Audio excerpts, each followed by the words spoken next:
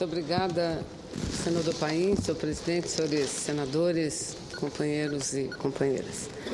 Senhor presidente, esse último final de semana, a imprensa brasileira publicou uma pesquisa mais recente feita pelo Datafolha, salvo engano, mostrando a opinião do povo brasileiro, principalmente relacionada às últimas manifestações. Ocorre que, logo após as últimas manifestações, senhor presidente, a presidenta Dilma, o governo federal, que tinha um bom índice de aprovação, que tinha certa vantagem na corrida presidencial, já nas simulações relativas à corrida presidencial do ano que vem, após as manifestações, houve uma queda, não só na intenção de votos, mas em relação à opinião do povo brasileiro relativa à presidenta Dilma Rousseff. E muitas foram e continuam a ser as especulações em torno do assunto. O fato é que nova pesquisa feita pelo Datafolha mostra um crescimento no percentual da avaliação do governo, ou seja, da presidenta Dilma, de 6 pontos percentuais. Eu achei interessante, senador Paim, que, ouvindo os noticiários no final de semana, algumas matérias jornalísticas diziam o seguinte, referindo-se a essa pesquisa do Datafolha, que a presidenta Dilma teve uma ligeira melhora. Ora, eu penso que 6 pontos percentuais numa pesquisa não significa uma ligeira memória, uma ligeira memória, uma ligeira melhora. Uma ligeira melhora é quando determinado índice cresce 0,5%, 1%. Acho importante. A presidenta teve uma recuperação, no meu entendimento, significativa nesse último período. Entretanto, senhor presidente, não nos cabe nem a mim discutir apenas os números friamente. O que precisamos debater é o que aconteceu, o que vem acontecendo, senador Requião, no Brasil, do mês de junho para cá, ou antes mesmo disso, porque nós não podemos colocar o mês de junho como que algo de novo ou extraordinário tivesse acontecendo no Brasil. Não. No mês de junho, o que aconteceu? Uma grande mobilização em todos os estados brasileiros. Na minha cidade, Manaus, há uma estimativa de que a maior das manifestações tenham participado em torno de 100 mil pessoas, o que, de fato, significa um número significativo de pessoas que foram às ruas reclamar de uma série de questões. E as análises sobre o que quer o povo brasileiro variam muito. Entretanto, eu considero, não lógico somente, mas considero muito dentro da realidade aquela análise que muitos fazem, inclusive a própria presidenta Dilma. Eu ouvi um pronunciamento num dos eventos que participei no Palácio do Planalto, onde ela, e não só ela, várias das pessoas que lá se pronunciaram, representantes da sociedade civil, fazendo a seguinte avaliação: o Brasil, o povo brasileiro está demonstrando que quer avançar para além do que o Brasil já avançou. Sem dúvida nenhuma, nós temos avançado bastante. Eu acho que os dados publicados em relação ao IDH mostram uma melhora significativa ocorrida nos últimos anos no nosso país, que não vem somente do governo do presidente Lula e da presidenta Dilma, vem de antes, mas principalmente no governo de Lula e de Dilma. E aí eu quero destacar o seguinte aspecto, que foi a prioridade do governo em relação às medidas que vêm sendo adotadas. A prioridade é exatamente de buscar a inclusão social. E, nesse aspecto, creio que o governo também tem, não só o governo, mas principalmente a sociedade brasileira, tem colhido os bons frutos nos últimos tempos. E, repito, os dados do IDH são a maior prova disso. O número de famílias que deixou a pobreza, o nível de pobreza, de miséria absoluta, também foi significativo, foi muito importante. Agora, o povo diz, precisamos ir além disso. E o que nós poderíamos considerar prioritário dentre as manifestações e as reivindicações da população brasileira? Também aí eu acho que as pesquisas têm servido para mostrar, para apresentar um indicativo mais bem avaliado do que quer a população brasileira. E tem nesse aspecto, algumas prioridades. Uma delas diz respeito à qualidade de vida do povo brasileiro, principalmente a qualidade de vida nas cidades brasileiras. Eu vim com certa frequência aqui desta tribuna para dizer o seguinte: o povo, pelo menos na cidade onde eu vivo, onde eu moro, que eu conheço, que eu domino, lá é onde eu vivo, senhor presidente, eu ando muito, procuro andar muito nos bairros, ouvir muito as pessoas.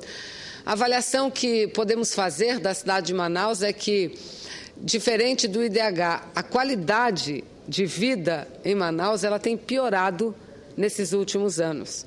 O sistema de transporte público piorou, e piorou em todos os aspectos, na qualidade do transporte em si e como o serviço se desenvolve.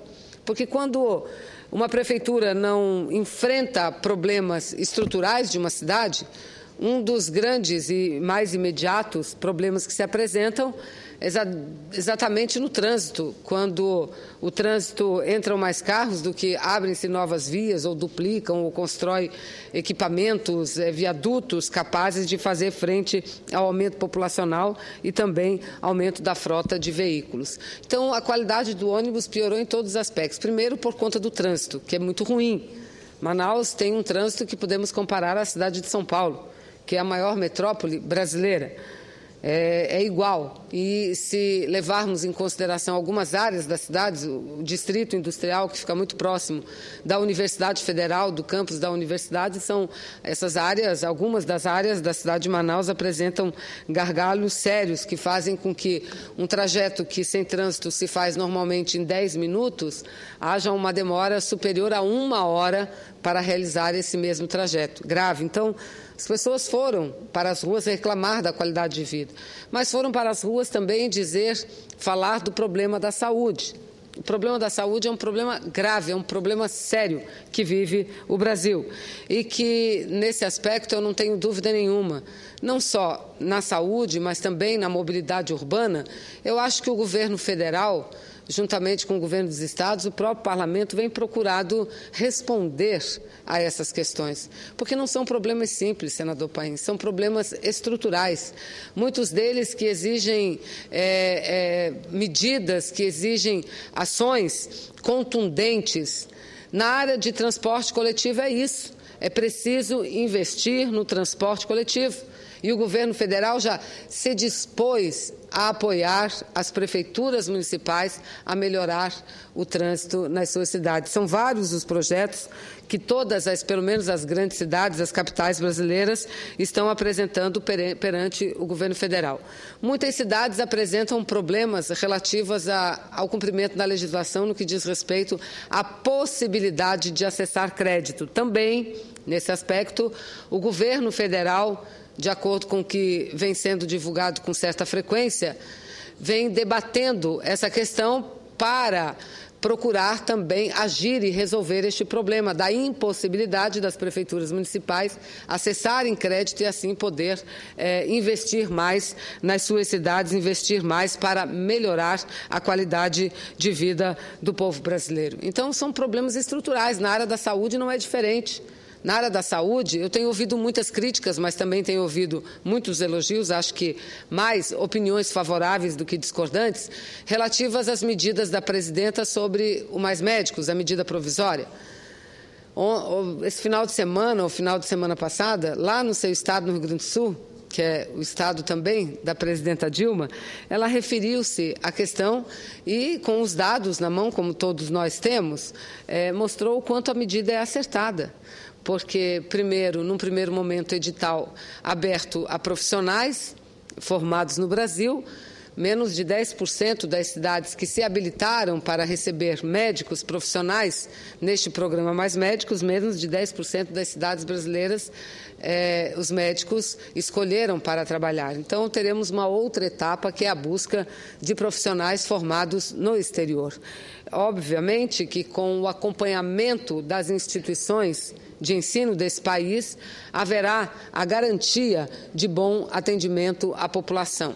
Eu não concordo com alguns argumentos levantados de que o programa ele divide o Brasil em duas categorias, aquele que tem uma boa assistência médica e o que tem uma assistência que não é tão boa assim. Não é assim, senhor presidente. Acho que o Brasil ele está dividido hoje em duas categorias. Os locais que são disponibilizados médicos e os locais onde não tem médicos. É assim que ocorre no meu estado do Amazonas. Eu estou cansada também de subir aqui e falar a respeito da matéria. Não é à toa que o Amazonas foi o estado que mais, onde os municípios, salvo engano, 97% dos municípios se habilitaram, se inscreveram, porque querem receber médicos nas suas localidades e nas suas cidades. E não é apenas um problema na assistência à saúde indígena, como muitos imaginam, não apenas, mas na assistência da saúde das pessoas que vivem nas sedes dos municípios. Municípios de 20 mil habitantes, de 30 mil habitantes, municípios de 15 mil habitantes, que não dispõem de profissionais em número suficiente para atender a população brasileira. Mas o fato é, senhor presidente, que eu creio que a oscilação da opinião pública, não só em relação ao governo, mas em relação a uma série de instituições, está diretamente ligada à possibilidade de resolvermos o problema da população. E aí entra um outro componente que diz respeito à inflação. Nós sabemos que a política econômica não é importante, ela é decisiva para o sucesso ou para o insucesso de qualquer governo. E em todos os níveis. Então, obviamente, se nós temos uma economia que apresenta sinais de melhora, com o recuo da inflação, obviamente que a população brasileira, mesmo sem entender das questões econômicas, teóricas, senhor presidente, mas ela entende muito do dia a dia. Ela sabe o quanto custa um litro de leite, o quanto custa um quilo de arroz, de feijão, o quanto custa o transporte para ela se deslocar de sua residência, de sua casa. Então, a recuperação da economia também faz com que melhore a percepção da população brasileira em relação aos seus governos. E a matéria, senhor presidente, a pesquisa também avaliou o desempenho do Congresso Nacional. E aí há uma instituição que tem o maior índice de reprovação. Penso, senhor presidente, que de nossa parte, da parte do Congresso Nacional, nesses últimos tempos, principalmente, o Congresso Nacional tem demonstrado, não só o Senado, principalmente a gente aqui que tem votado inúmeras matérias importantes, mas também a Câmara dos Deputados, nós temos procurado enfrentar uma série de problemas que ainda se apresentam e problemas com os quais a população brasileira tem dado sinais de que não aceita mais conviver. Aprovamos, por exemplo, presidente, um projeto de emenda constitucional que trata da ficha limpa, porque até então, por iniciativa popular, estabeleceu-se no país a impossibilidade de concorrer ou de exercer cargos públicos eletivos pessoas que tenham sido julgados pelo menos por uma instância colegiada no Brasil, pelo menos por uma instância colegiada. Mas isso se resumia apenas aos representantes da população brasileira, aqueles que ou aquelas que detêm cargos eletivos. A emenda constitucional que nós aprovamos, o projeto de emenda constitucional que aprovamos, estende isso para todos os integrantes do serviço público, para aqueles que integram como servidor efetivo, para aqueles que integram como dirigentes de empresas públicas, para aqueles que integram como ocupantes de cargos comissionados. Acho que todos têm que estar sujeitos à mesma lei. Isso, sem dúvida nenhuma, melhorará muito a qualidade do serviço público, assim como da representatividade da população brasileira. Estamos prestes a votar um projeto, salvo engano, de autoria do senador Randolph, que apresentaram em conjunto, creio que o senador Pedro Simão e mais algum parlamentar. Um projeto de resolução que estende ficha limpa para os servidores do Senado Federal, para os ocupantes de cargos comissionados. É importante que votemos essa medida, porque votando um projeto de resolução, ele passa a vigorar aqui no Senado Federal a partir do momento em que ele é publicado. E não precisa de sanção presidencial, não precisa passar pela Câmara dos Deputados, nada. Aprovou-se sancionou, ele vale imediatamente. E isso é importante para que o Senado Federal possa dar o exemplo. Porque a emenda constitucional, que é a mais abrangente, é a mais ampla, ainda aguarda a apreciação na Câmara dos Deputados. E é nesse sentido, senhor presidente, que eu quero aqui solicitar do presidente da Comissão de Constituição e Justiça, que paute o mais rapidamente possível um projeto de minha autoria também, um projeto de lei, que estende ao conjunto dos servidores públicos a mesma exigência de ficha limpa para que possam exercer as suas funções profissionais. E aí poderiam dizer, mas não há já um projeto de emenda constitucional? Mas o que há é o projeto, que precisa ainda ser aprovado em 2 turnos na Câmara dos Deputados. Então, aprovando-se agora o projeto de resolução garantindo e prevendo ficha limpa para os ocupantes, servidores ocupantes de cargo comissionado do Senado Federal, daremos um passo importante. Votando um projeto de lei, também daremos um passo importante até que tenhamos a efetivação, a conclusão da votação da PEC que trata de ficha limpa. Então, senhor presidente, eu creio que o Parlamento brasileiro vem procurando dar as respostas. Agora, eu acho que nós temos uma resposta que, de todas, na minha opinião, é a principal. É o tema prioritário com que deveríamos tratar. Muitos dizem, mas jamais terá qualquer decisão por parte do Parlamento em relação a essa questão. E eu me refiro à reforma política. E, como qualquer parlamentar, sei das dificuldades que o Parlamento tem de analisar uma matéria que lhe toca diretamente. Entretanto, senhor presidente, nós temos primeiro uma proposta de plebiscito. Plebiscito com tempo viável para as próximas eleições, com um ano de antecedência, não há como. Entretanto, a Ordem dos Advogados do Brasil, a OAB, também fez uma pesquisa recentemente junto com o IBOP, e a população brasileira, de uma forma majoritária, mostrou-se favorável, compreendendo a prioridade e a necessidade da efetivação de uma reforma política no Brasil. E mais do que isso, dizendo que gostaria que uma reforma política já entrasse em vigor nas próximas eleições. E o mais importante de tudo isso, senhor presidente, o que disse a população brasileira? A população brasileira disse ser contra o financiamento por parte de empresas privadas a candidatos ou candidatas, senhor presidente. E eu vejo essa como o centro da questão. Nós precisamos acabar com a forma como que se financiam campanhas no Brasil. E aí, raros são, não sei nem se existe algum parlamentar nesse país que não tenha que, num período eleitoral, que recorrer a uma ou a outra empresa para buscar apoio, condições para que possa desenvolver a sua campanha eleitoral.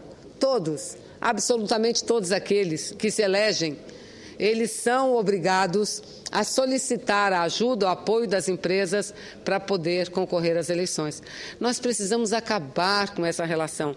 Eu apresentei um projeto quando deputada ainda quanto deputada, propondo a seguinte modificação, não proibindo, presidente Paim, mas propondo a seguinte, isso muito antes das grandes manifestações ocorridas no Brasil, muito antes desse debate que nós estamos travando. Eu sei que à época eu tive muita dificuldade de elaborar o projeto de lei, porque a maioria daqueles com quem eu conversava se manifestavam contrários à proposta. E qual era a proposta, senador Paim? Era de que permitisse, sim, o financiamento de campanha por parte de empresas privadas. Mas esse financiamento deveria cair em um fundo. E o fundo é que distribuiria igualitariamente os recursos para os candidatos ou as candidatas de todos os cargos.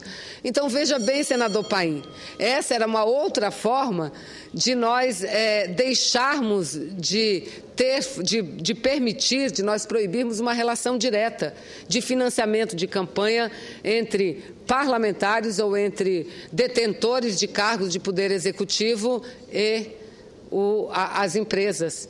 Então, essa foi a proposta que eu apresentei há muitos anos, quando era deputada. Reapresentei no Senado Federal, senhor presidente, porque considero, se não chegarmos ao ideal, que é de não permitirmos mais o financiamento por parte de empresas privadas a campanhas eleitorais, devemos, pelo menos, democratizar a forma de financiamento das empresas. Não sei se elas vão querer investir nas campanhas eleitorais, porque não serão dirigidas mais a candidatos, tampouco a partidos.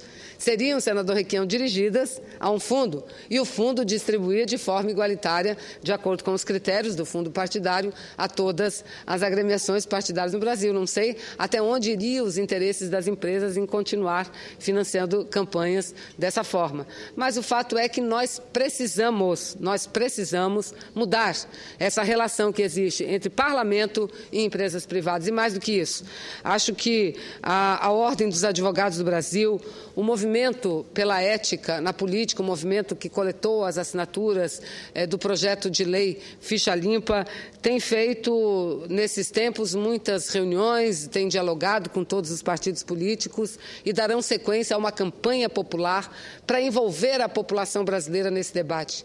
Esse é que é o ponto principal. Ou nós passamos a ter a capacidade de envolver o povo brasileiro nesse debate, ou então nós não teremos nenhuma reforma política aprovada no Parlamento brasileiro.